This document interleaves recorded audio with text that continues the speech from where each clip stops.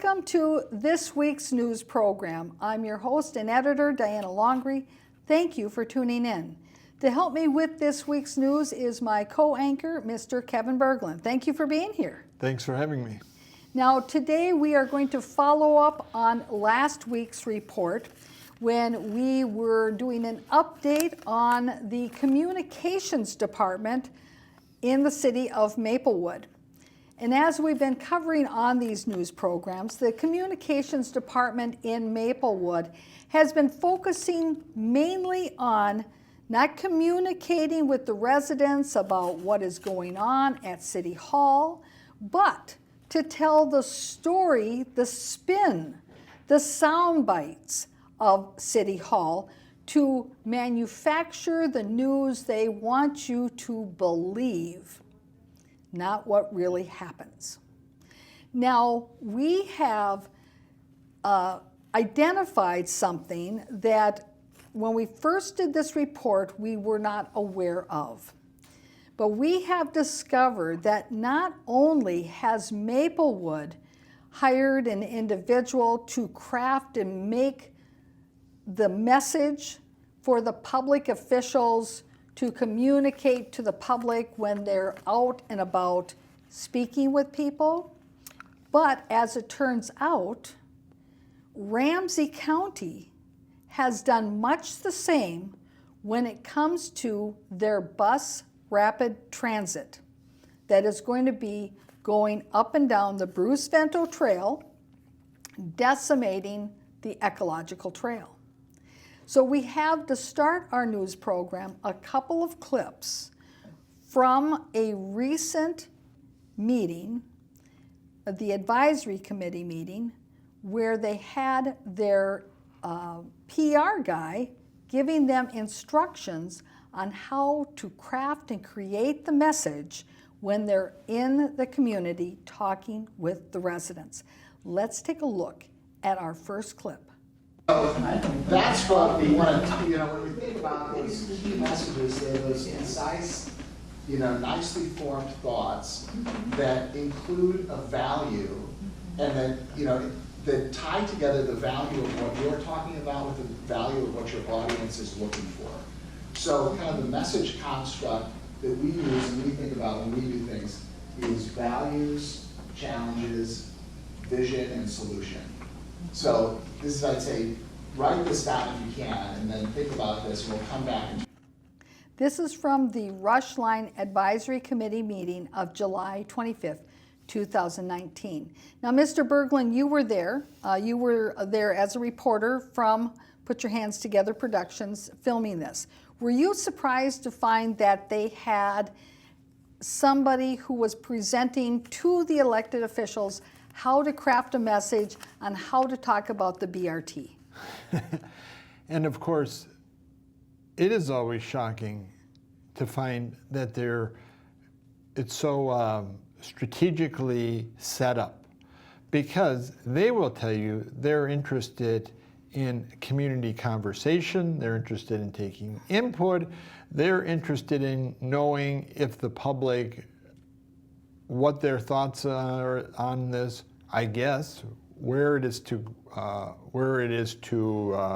be run down, the route, how they are to set it up, the environment around it, the trees, the sidewalk, the fence. They continually put that impression out that they're looking for information. Of course, the way forward for them is really the opposite. They've already figured everything out, and all they're trying to set up is a message to deceive and misinform the public, and hopefully start digging ground before the public catch wind of what really is going on. Right, and so in essence what you're saying is that they're trying to rework really what is the public sentiment.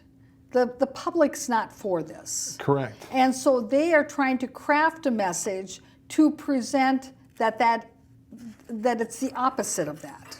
Absolutely. That this is something that is meeting a value, as you heard him. Well, we got to start with the value of the community. That's what we got to look at. what's the value of the community that this is going to support? So we need to focus on that. He also talked about how to listen to what people's comments were and then to use that later in crafting your message.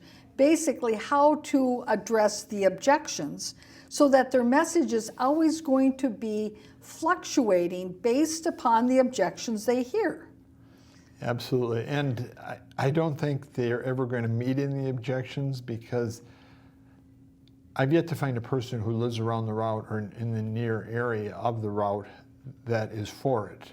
So there's a way to try to find some sort of message. The Ramsey County is trying to find some sort of message that it either wears out or diffuses the people.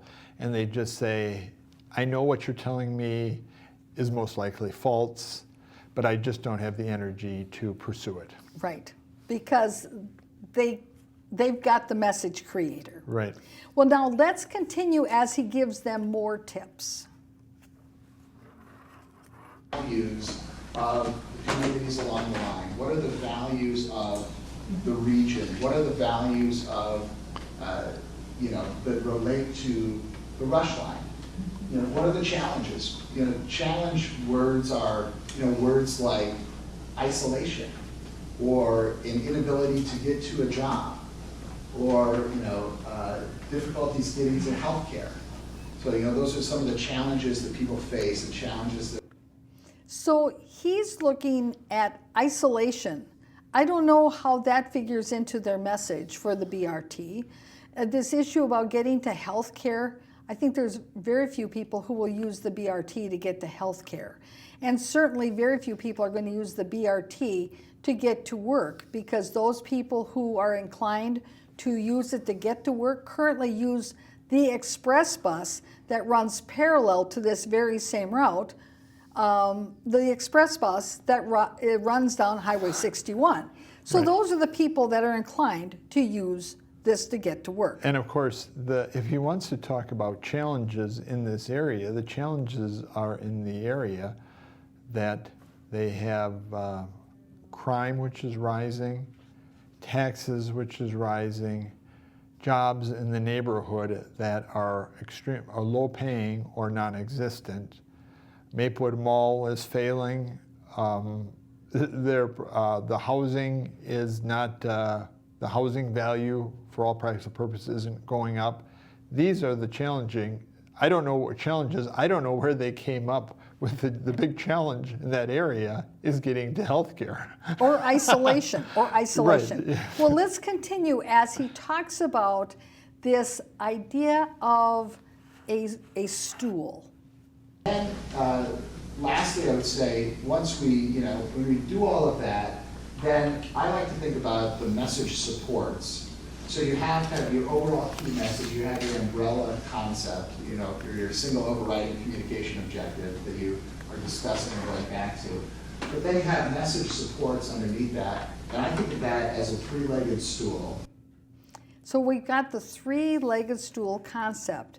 And the reason I'm bringing all of this up from this meeting and this individual who is giving guidance to the Rush Line Advisory Committee on how to work the message and sell the concept of the BRT is because then we're going to jump to the presentation by Maplewood's communications director, and you will see the parallels between the two of how government messaging is being used on the public without the public actually identifying that they're being sold a bill of goods.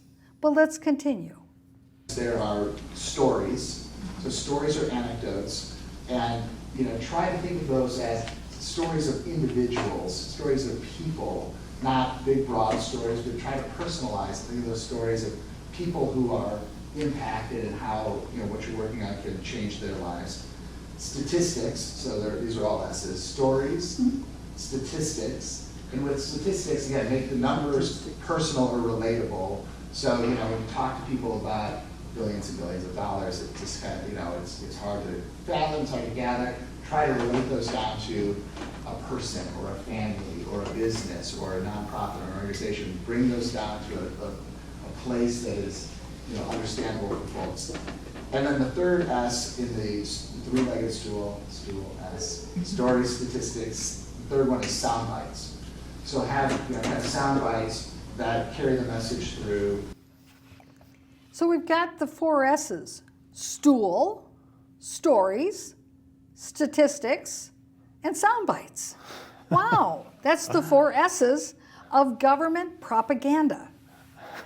So with that in mind, let's turn to the Maplewood City Council meeting where Joe Sheeran, the director of the communications department, is talking about his department and what they've been doing. Now, where we left off last time, he was talking about what a great job they did promoting the sale of trees in the city of Maplewood. Now, of course, why the communications department is involved in the selling of trees when we have a nature center that could be doing that, when we have a parks and recreation department that can be doing that, when we have an environmental department that could be doing that. But instead, they have the communications department hot on the trail of selling trees. So let's take a look at that clip. Instrumental in the first ever tree marketing.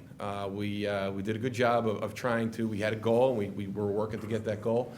And then one of the big takeaways from internally, our employees wanted a new intranet, or wanted a way to better connect with each other. And so again, our partners in the IT department, Nick Franson, Chad Burgo, and Lois Knudsen were very instrumental in helping us make that happen. And then we also, again, in working to integrate public safety, to show it's a model. It's not just police, it's not just fire. When you think of public safety, you think of safety of the community as a whole. Now, previous to this clip, he talked about the creation of the stories to tell the city's story to the residents. And you heard here how, well, now they've expanded into selling trees and they have to do the intranet. I thought we had an IT department, which we do have, by the way, in Maplewood. We have an IT department and we have an IT department head. So exactly why the IT department head and the IT department isn't involved in creating that intranet versus the communications department doing it, I have no idea. But it sounds like a total duplication of efforts. It sounds just like a whole hit and miss operation. Just who knows if they have any processes. It's just all like thrown in the air. And I think that's probably why everything up there costs so much money, because there really is no real order. The only thing they can pretty much all agree on that seems to be systematic is they do not want the public to really have any input or conversation into any of this. They've eliminated, under Nora Salwick and Mary Abrams, the ability to have public input at the meetings.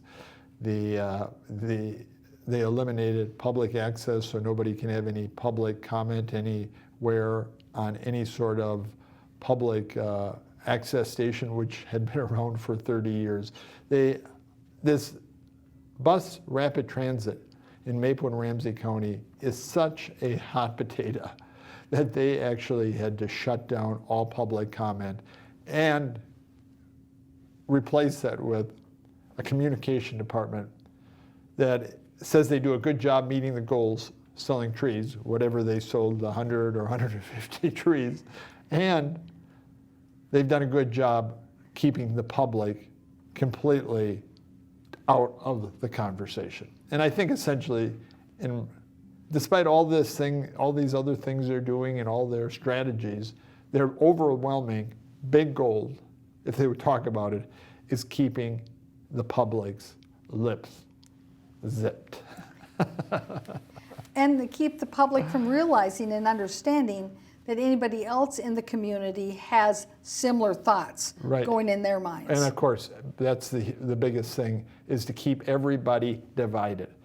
The way that government And, has and isolated. isolated, Goes back to that, separated, that- and divided. It goes back to that term Right. that the fellow said at the Rush Line Advisory Committee, that's one of the challenges, isolation. Well, we have resident isolation in Right. Maplewood.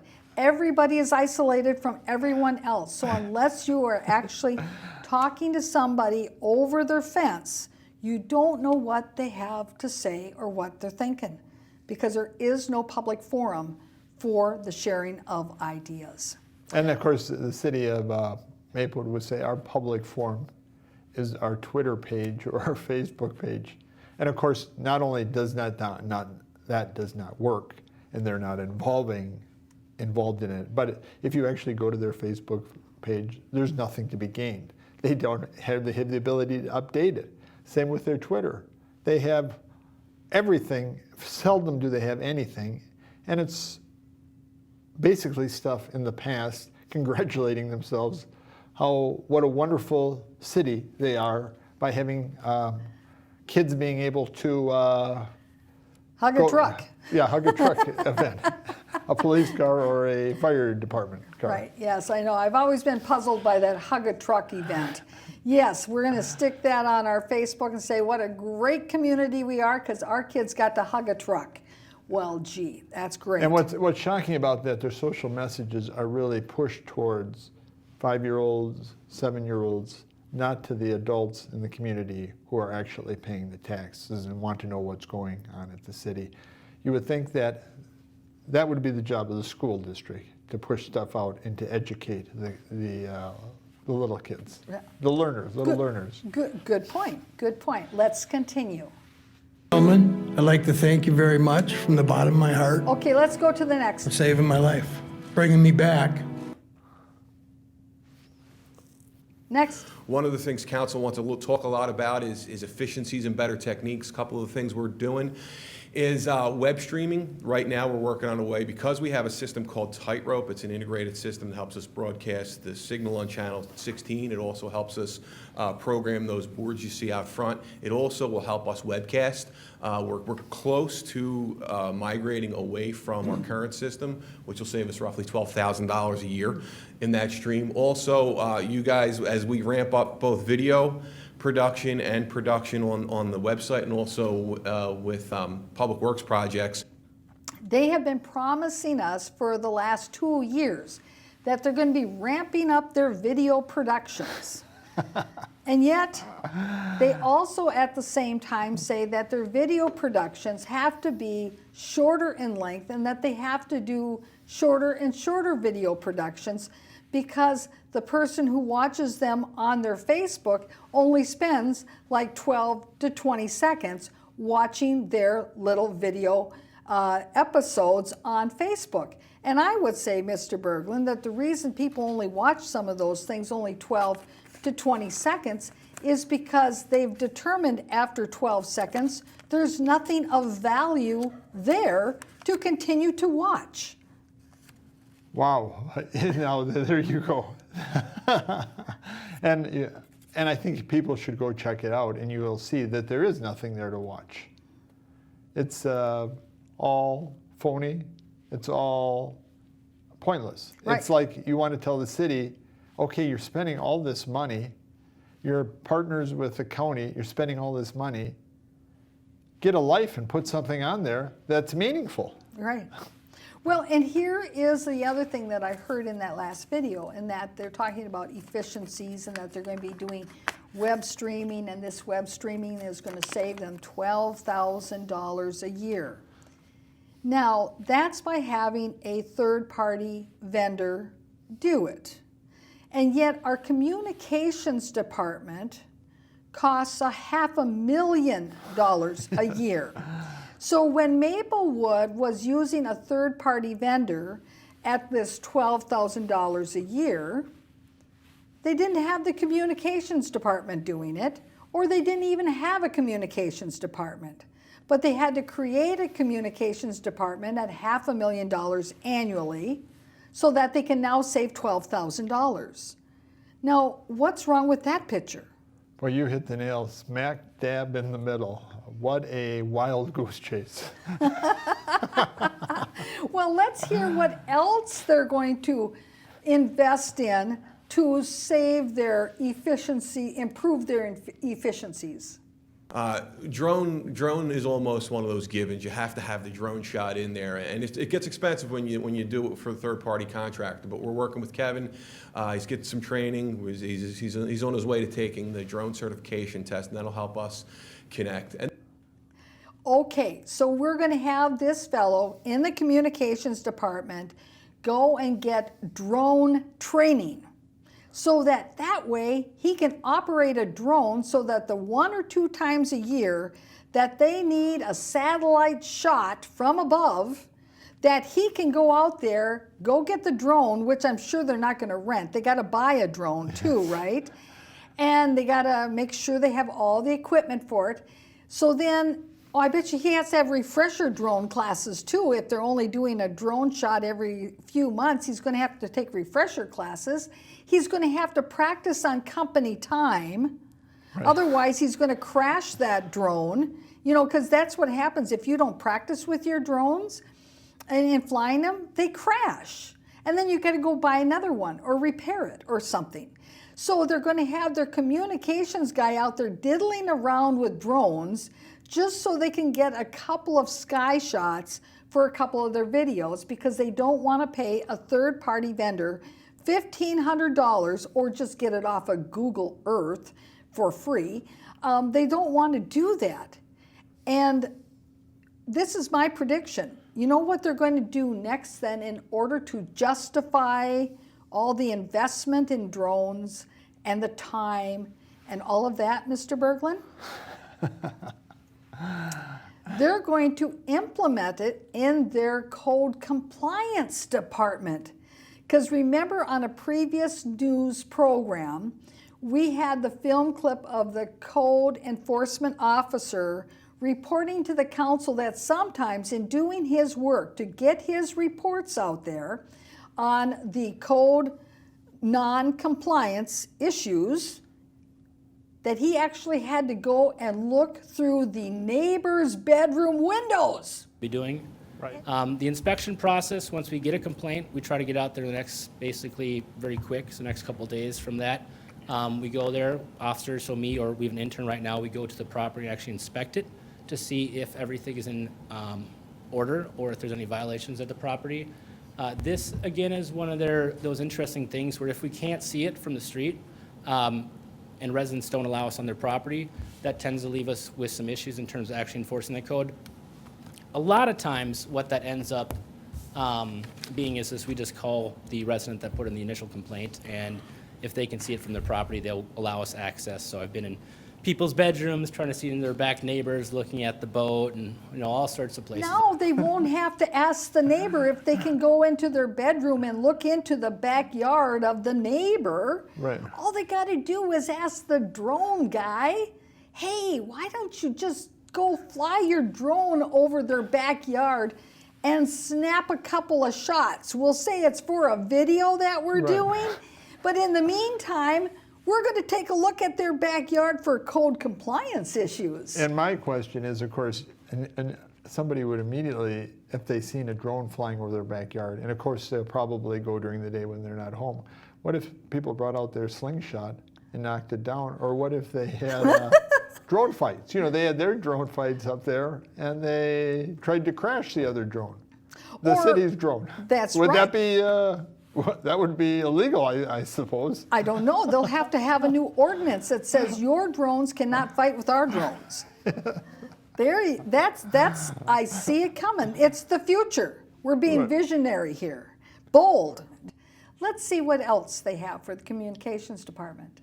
Communications. When I first got here, I was very, very hands-on. I wanted to make sure everything was getting done just right. And again, as Kevin and Chad kept working with department heads and people who were kind of across the board in the city, it's gotten to the point where we trust each other. They just kind of go ahead and do their thing, and we're able to take a set of hands out of the process. So it just helps really streamline things.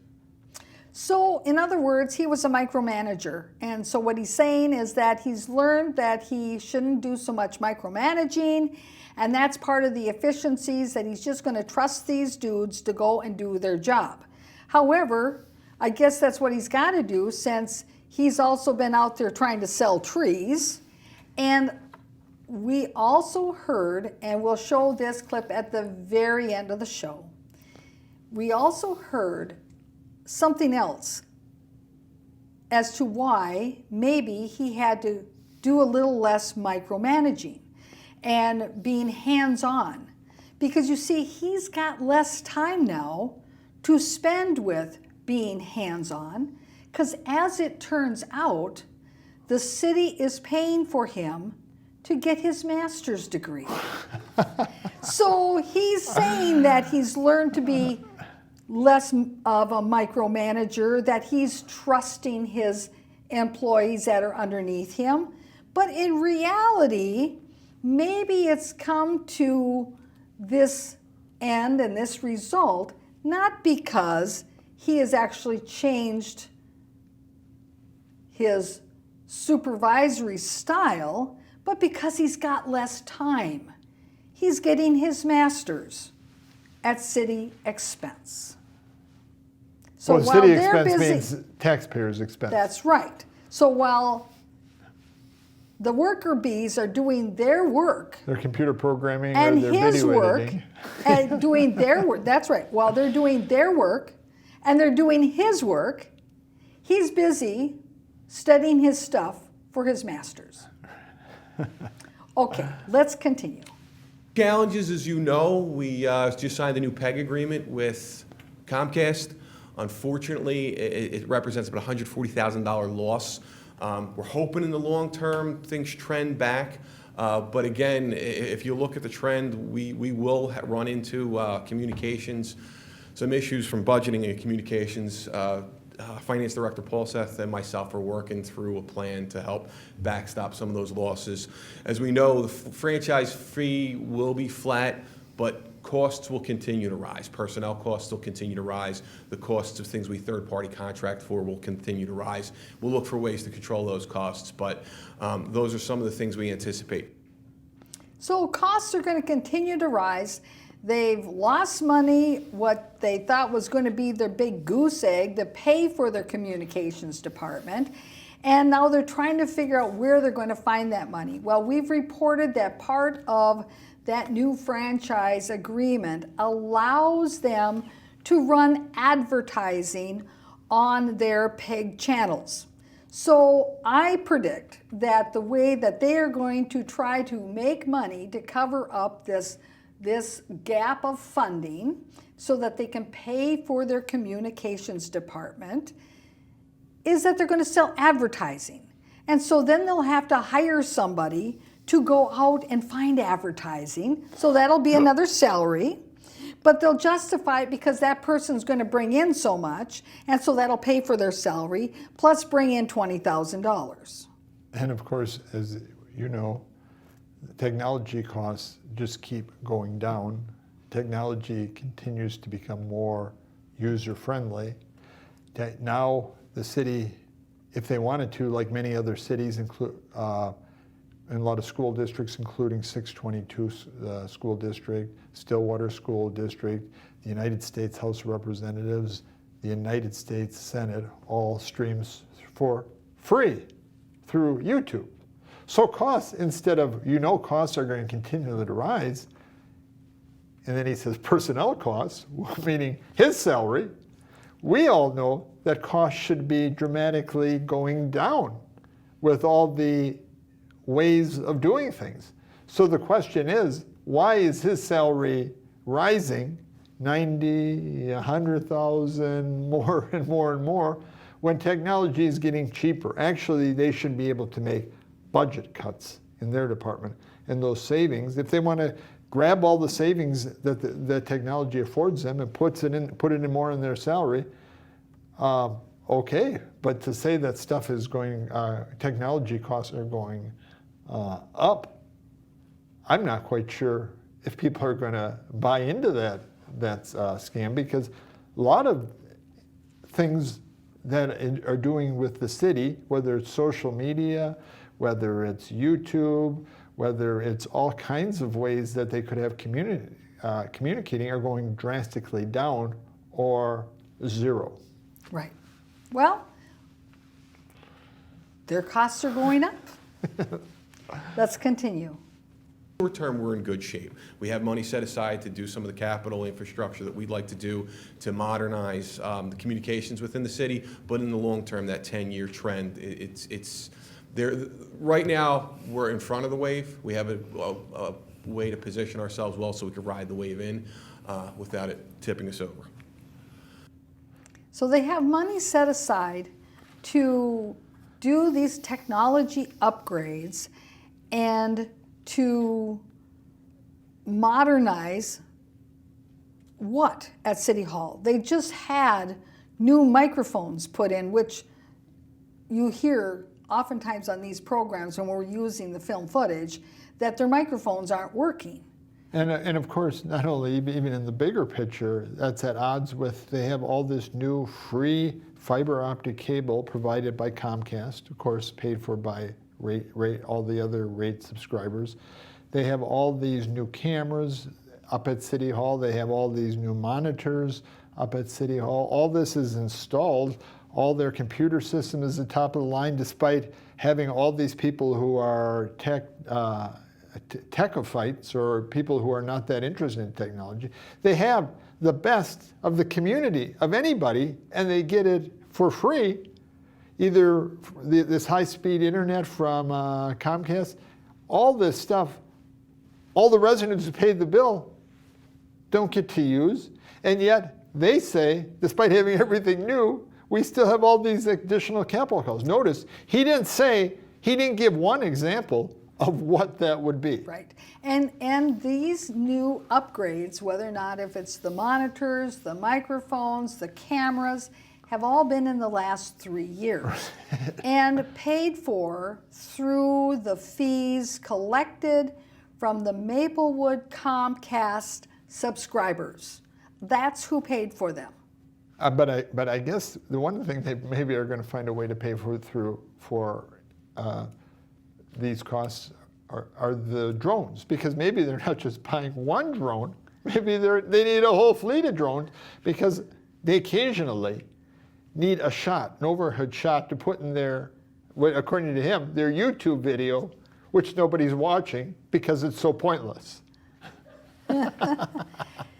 Yes, maybe that is the new technology they need, a fleet of drones.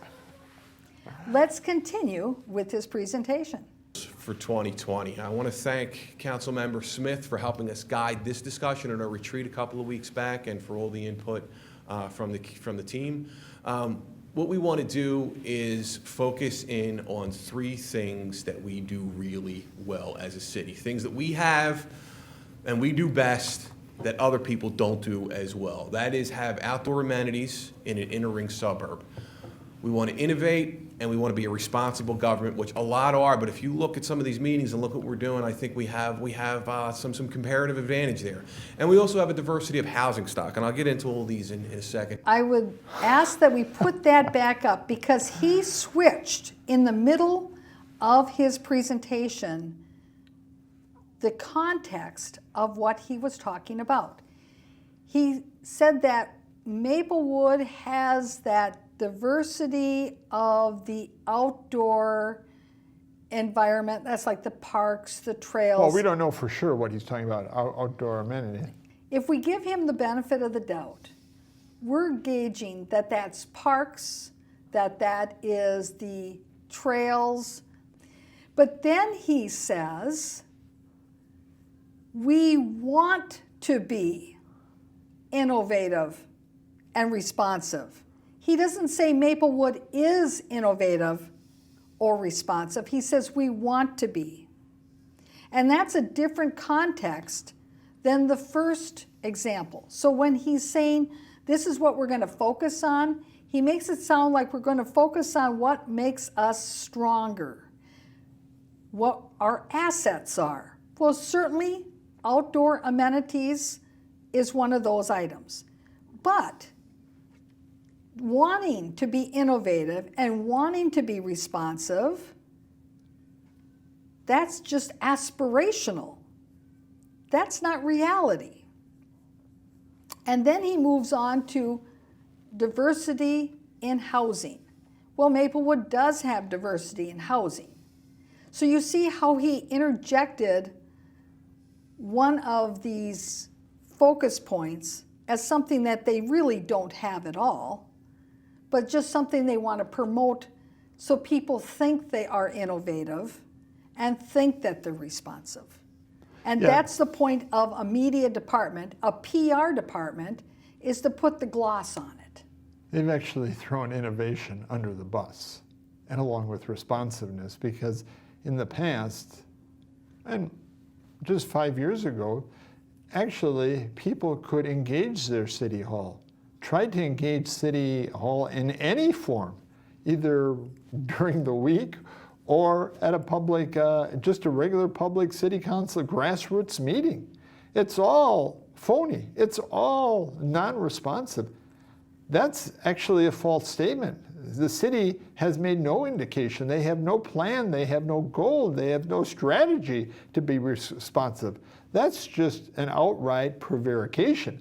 And innovation, that is a false concept too. Innovation, the city of Maplewood is going to go back to, along with Ramsey County, is going to spend close to $1 billion to build a bus rapid transit route, which is slower than the buses. That's not going forward, that's going backwards. That's not innovation. That is precisely the opposite of innovation.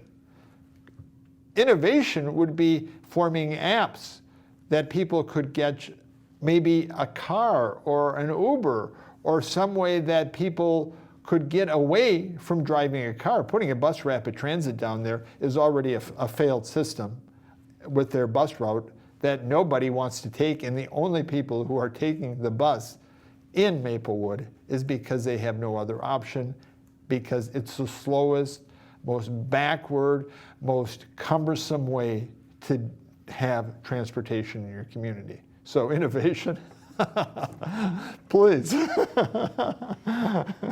Well, let's continue with our next clip.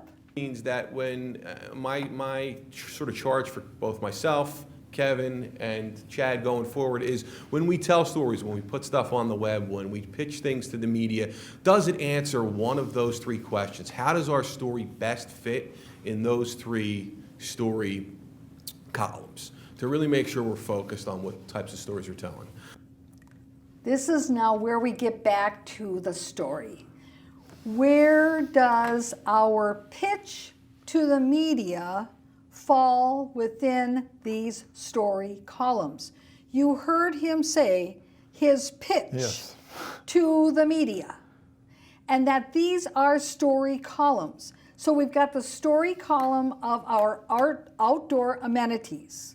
Oh, by the way, one of the greatest outdoor amenities Maplewood has is the Bruce Vento Ecological Trail, which is now going to be decimated and is going to be a concrete freeway. There you go. Now there's a soundbite for you.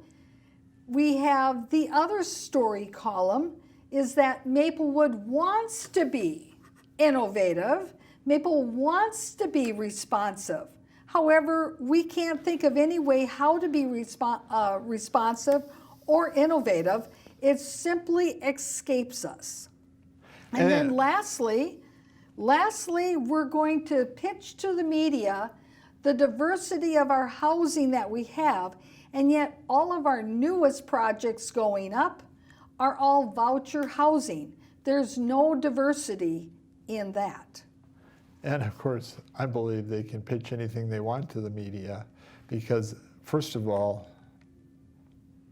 fewer and fewer people are reading the newspaper, the Pioneer Press.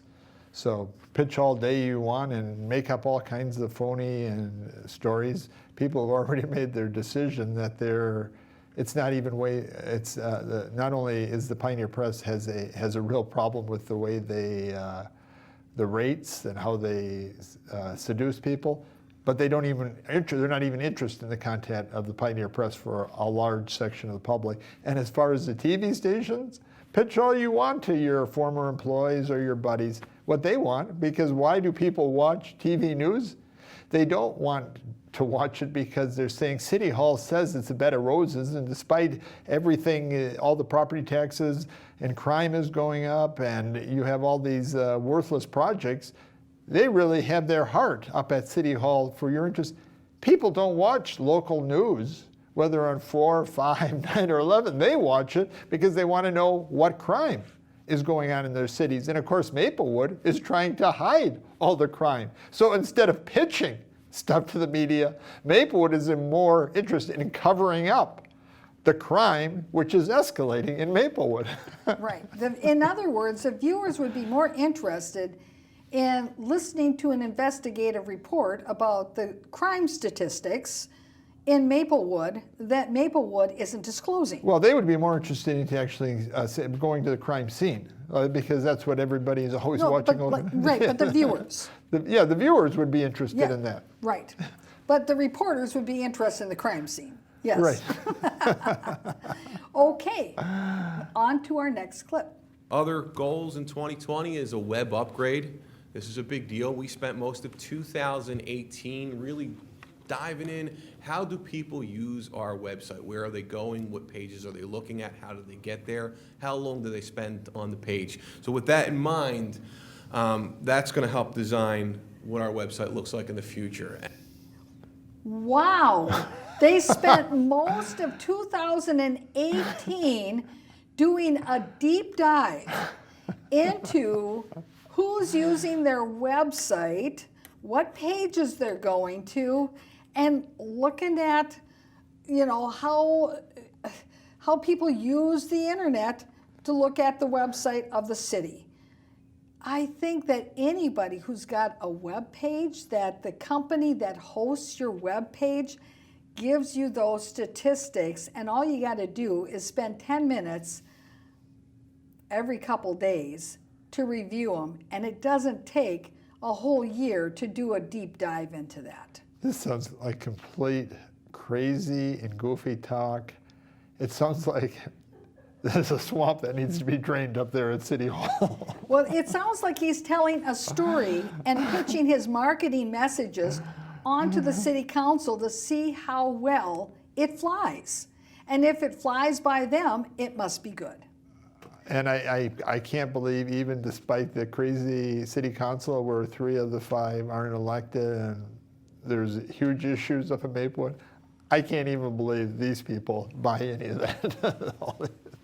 Thanks to some software innovations, we're able to not only stay compliant, but know where we need to be compliant going into the future, and that'll be a big piece of the redesign. And again, we want to have the user in mind. I think we're kind of ahead of this curve in a lot of ways because we've learned from so many other folks, and we've seen when other cities have redone their web pages. He says that they've been ahead of a lot of other cities with regard to being user-friendly, and yet we have shown film footage in the past where even appointed Mayor Marley Abrams is busy complaining at open city council meetings about how unuser-friendly the Maplewood website is.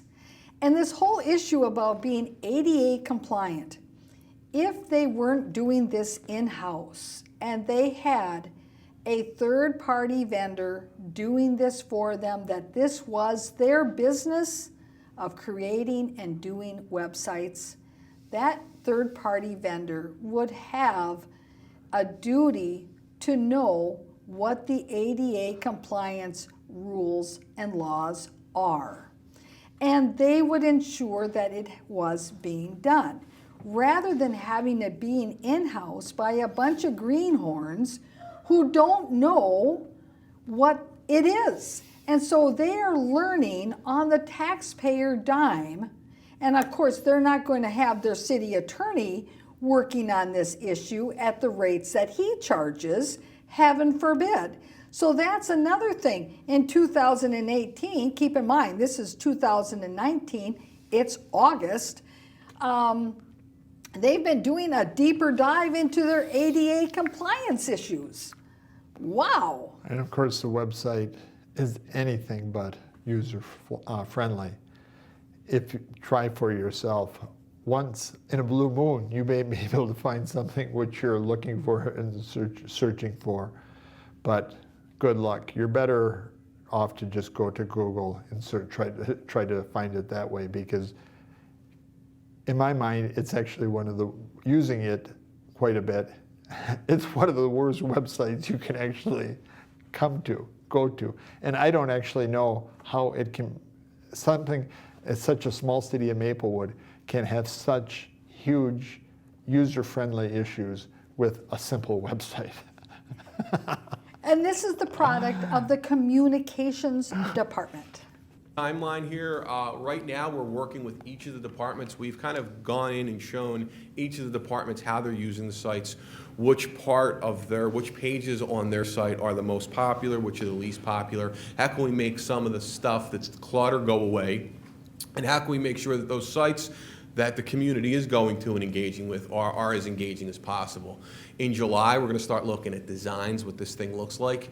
August, we'll start to do content migration, meaning essentially it's like when you move, right? You're not going to move all your junk into the new house and then get rid of it. You want to make sure all the junk is gone first, so when you move to the new house, it's nice and clean. It sounds like he's giving us advice for the city council, that when you move into a new house, you get rid of all the junk. So in the next election that's coming up, not this fall, but the next fall, 2020, there will be 2 council members who are currently appointed that will be up for re-election, or actually election, not re-election. They'll call it re-election, but they were appointed. So it'll be election. The appointed mayor, she will be up for election. One of the council members who gave themselves an extra 5th year on the council by voting for the ordinance for an extra year, he will be up for election. So you see, in 2020, it will be time to do a migration up at City Hall with regard to the city council seats. So just as Joe Sheeran says, that when you move into the new house, you make sure you keep all your old junk behind and you bring the new stuff in. Well, that's what we need to do up at Maplewood City Hall, is that in 2020, do a new migration to the council bench. Keep the old stuff off in the old house. Leave it there. And then start fresh and clean all over again. And of course, I think he's on the edge of maybe another metaphor where he's talking about these other administrative staff members that he's maybe not getting along with, is we gotta rework this structure up here. The web page is a metaphor for their administrative structure, and get rid of the junk when we get our new chain of command structure. And I don't know if he's taking a direct shot at Melinda Coleman or not. You can almost imagine that. I mean, certainly he's involved with selling these trees. Why isn't the Nature Center doing that? Good question. Good question. Let's continue. We'll start the test runs, and hopefully we're going to launch by November, December. A lot of this is dependent on Civic Plus, who's our service provider on this one, and then where we are in the queue. And again, And what I noticed is that just yesterday I got a batch of emails all saying to me that I was unsubscribed from all of their different lists that they have that I subscribe to. And I was wondering, why was I kicked off of all those? Well, this is because it coincides coincidentally with their data migration. So instead of migrating the fact that I am signed up for all these listservs, their system kicked me off and unsubscribed me. So I had to go back and resubscribe to all of them. So that's part of the bugs of their migration that's currently underway in August and September. So for any of you who are signed up or thought you were signed up to any of their listservs or their group notifications for whether or not if it's public works or events at the nature center or city council meetings or any of those kind of updates, double check and make sure that you still are subscribed. Or, like me, you might have been booted off of all of them just automatically as part of this migration, and you have to go back and resubscribe. And doesn't it sound like the boys, and we should say the boys in the technology part are just dinking around, because you'll notice there's no women in the technology department, and they're just, when they're fooling around, they're just making a mess of everything. And in between all of that, they'll be out in the back parking lot playing with the drones. And launching. And you notice they use that word launching the drones to conduct their spy operation. Or send their missiles, I guess. Yes. Well, when I was a kid, we had those little rockets, Right. that you constructed them and then you shot them off. Lots of fun. Well, drones have replaced those. So let's continue. 2020 goals, more purposeful traditional media outreach. So we want to make sure that a lot of the stuff that we do gets seen internally, and we're good at putting stuff on Facebook. But how do we work with our partners in the local media, whether it's Channel 5, Channel 4, Pioneer Press, or some of our specialty newspapers? How are we taking those stories, again, that fit in those 3 story columns, and we're doing those special pushes? So I'm going to do more purposeful traditional media outreach. He's talking about pitching the city's stories to the commercial media, and he calls them partners. Now, when I grew up, it was thought that the media were actually supposed to be the watchdogs to hold government accountable. That's the value that I grew up with. That's what I always thought was the role of the media, was to dig out the stories and hold people in government accountable, not to be their partner and say, oh, thank you for putting this little story together about one of your story columns to tell us how innovative you want to be. Oh, we'll get that on the news airwaves right away for you. Well, There's something perverted about this. Well, and this really, it sounds like what his big operation is he wants to have his the communication boys put together some videos with some drone shots so that he can pitch it to his partners over at the commercial TV stations, so they'll run the YouTube video on their nightly news. Now that would be innovative. Certainly an aspirational goal. Well, let's take a look at this last one, because he's talking about focusing on public safety and communicating public safety to the residents. Now, this sounds like something very important. Let's take a look. Continue working with public safety on sort of a broader plan. As you saw in other presentations, public safety had their annual report. We were part of putting that annual report together. How do we do that annual report in the next year so that it's even more user-friendly for citizens? So this public safety media plan doesn't have anything to do with public safety and the public. It has to do with their budgetary plan. Why not have information on how to do CPR, for instance, on how to best make a 911 call under stress? Or to do what they had 2 or 3 years ago, you could see what crime was going on in your neighborhood, how many car thefts there was, how many burglaries And have the there was. reports. Yeah, up on the website. And they pulled those off. Again, Maplewood going backwards. And of course, using social media, they just had the big shooting over there on 400 McKnight Road at Maplewood Ponds. Did they communicate with the public what was going on? Why was everybody shooting everybody up? Right. So you see, his idea about a public safety media plan is totally different than the proper type of public safety media plan for communicating with the residents of the community about public safety issues. Now, I want to thank you, Mr. Berglund, for being here for our program today. Thanks for having me. And viewers, thank you for tuning in. We're going to end up the show with, well, that clip I promised you where it says that Joe Sheeran is having his master's degree paid for by the city of Maplewood, and also some other thoughts he has on his communications department and how they are going to tell the stories of the Maplewood government. Bye-bye. We want to work on his professional development. For Chad, he's pretty instrumental in doing the handouts, the flyers, the visual stuff. And because we know those visual pieces are so important, we're going to work on getting him some visual design, advanced classes, some advanced photography, and some Adobe is the suite of software we use to both cut video and to make the handouts and the one-pagers. For Kevin, drone operation, photography, and then story production. I think when Kevin came here, he was really good at going out and getting his shots, but when he came back, maybe not having the message. So for him, he's gotten really better over the last 2 years at messaging. And then for me, I'm finishing up a master's degree, and I'd like to get some more leadership training. So.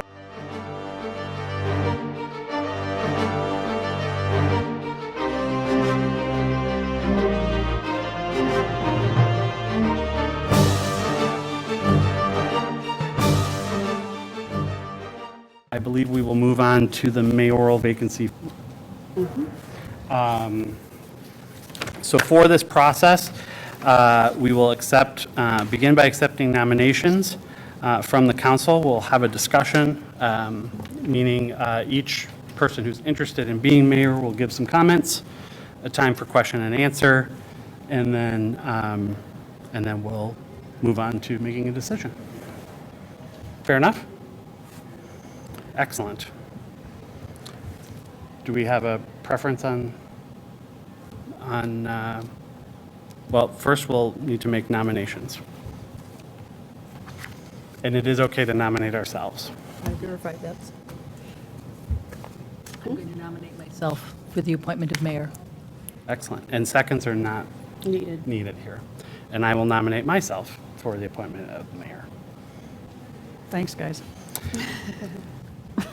You want to make it three of a kind? No. All right. Absolutely not. Excellent. Now I have to look at the attorney. What do we do next? Whatever you like. Well, we had 2 nominations, so, and I'm not the chair here, so how do we handle this, sir? Yeah, so we, Why don't we ask Do you Mr. have- Beatty? Well, I think unless there's more discussion, it's time to vote. now the question is how we want to handle voting. I think we should all 3 vote. If you are statutorily precluded for voting for yourself, you may want to consider another vote. So if we vote for each other, that cancels it out. Right, The only, It all boils the down to- only is that what issue. you're trying to right, say? it is. Yeah. It is. The only, let's do it this way. Let's go this way. If Mary Lee abstains, I'll abstain. If Mary Lee votes for me, I'll vote for Mary Lee. Okay. Brian, I'll vote for you. Mary Lee, I'd be happy to vote for you. Okay. Kathleen? It's gonna, You know, why do I sit with these people? Can anybody tell me? I vote for Mary Lee. Excellent. Okay. Thank you, Kathy. And we are not elected to make easy decisions. Well, So, you think I'd know that by now, wouldn't you? yeah. Congratulations, Mary Lee.